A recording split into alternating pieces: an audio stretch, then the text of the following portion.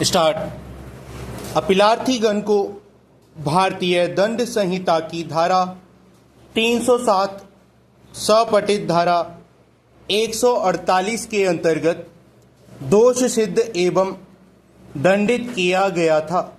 अभियोजन के कथानक के अनुसार परिवादी पीड़ित रणवीर सिंह ने दिनांक 26/1/1998 को संबंधित थाने में यह कथन करते हुए परिवाद दर्ज कराई कि 2 दिन पहले अपने खेत की सिंचाई करने जा रहा था कि रास्ते में रोहतास, विजेंद्र और संजय ने उसका रास्ता रोक लिया और ओम प्रकाश सहित सभी लोगों ने धमकी दिया कि दोबारा खेत की सिंचाई के लिए आया तो जान से मार देंगे।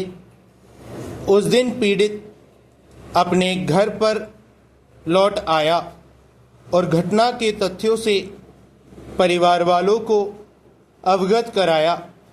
अगले दिन दिनांक 24/1/1998 को परिवादी अपने दूसरे खेत पर जा रहा था और वहां भी उपयुक्त अभियुक्तगण ने उसका रास्ता रोक लिया और कुल्हाड़ी से उस पर हमला कर दिया, जिसके परिणाम स्वरूप उसके हाथ, पैर और सिर में गंभीर चोटें आई।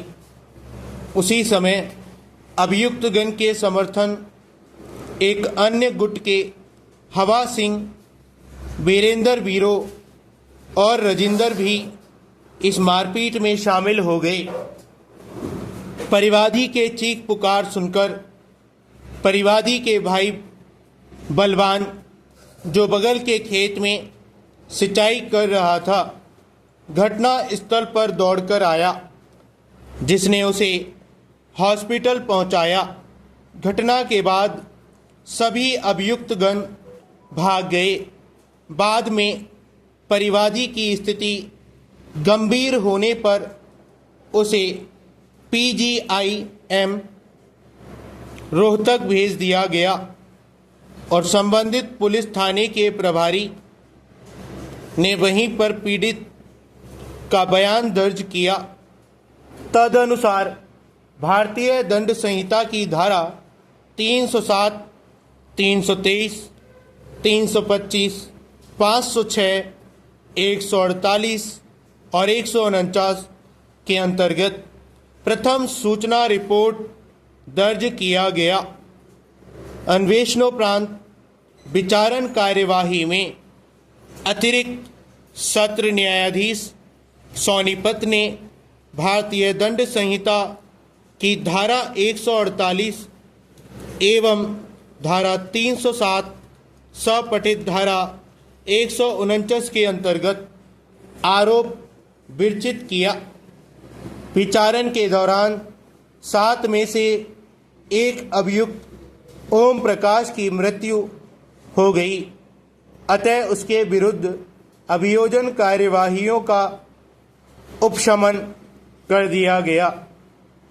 विचारणोपरांत सत्र न्यायाधीश ने आरोपित अपराधों में सभी अभियुक्तगण को दोष सिद्ध एवं भारतीय दंड संहिता की धारा 307, 149 के अंतर्गत 7 वर्ष का कठोर कारावास एवं धारा 148 के अंतर्गत 1 वर्ष कारावास के दंड से दंडित किया तथा दोनों दंड साथ साथ चलने का निर्देश दिया। अपीलार्थीगण की अपील पर उच्च न्यायालय ने साक्ष्यों का पुनः मूल्यांकन करते हुए राजेंद्र, हवा सिंह और वीरों को संदेह को लाभ देते हुए सभी आरोपों से दोषमुक्त कर दिया, किंतु अपीलार्थीगण के दोष सिद्धि का अनुमोदन कर दिया, किंतु दंडादेश को कम करते हुए भारतीय दंड संहिता की धारा 307 के अंतर्गत 7 वर्ष के कारावास को 5 वर्ष कर दिया, किंतु 1 लाख रुपए का जुर्माना अधिरोपित किया, जिसका भुगतान परिवादी को किया जाना था। अतः अपीलार्थीगण ने यह अपीलें प्रस्तुत की। पक्षों के तर्कों को सुनने के बाद उच्चतम न्यायालय के पूर्ण पीठ ने विचार और निर्धारण के लिए निम्न प्रश्न विरचित किया। पैरा, क्या भारतीय दंड संहिता की धारा 149 की सहायता से विरचित किसी आरोप को भारतीय दंड संहिता की धारा 39 के अंतर्गत परिवर्तित किया जा सकता है? क्या किसी हिंसक घटना में किसी स्वतंत्र साक्षी का अभाव अभियोजन के मामले को कमजोर बना देगा? और क्या इस प्रकार की घटनाओं में पीड़ित से घनिष्ठ रूप से संबंधित साक्षियों पर विश्वास व्यक्त किया जा सकता है? क्या वर्तमान अपीलार्थीगण के साथ उदारता प्रकट किया जाना चाहिए, उनकी जमानत को स्वतंत्रता के रूप में विस्तारित करते हुए? स्टॉप।